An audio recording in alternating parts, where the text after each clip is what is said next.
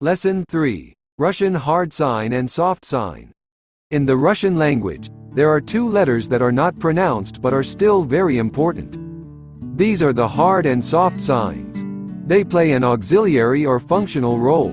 The soft sign is placed after consonant letters. It softens the consonant letter that comes before it. Compare. Тьма, тьма, лесть, лест, тень, тен. The hard sign separates two sounds and indicates that both should be pronounced clearly and firmly. Here are a few examples. Объезд, обест, съезд, сест, объятие, обятие, подъезд, подъезд. The hard sign sort of adds a new sound between the letters.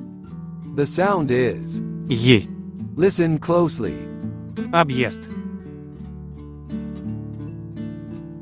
Объятие.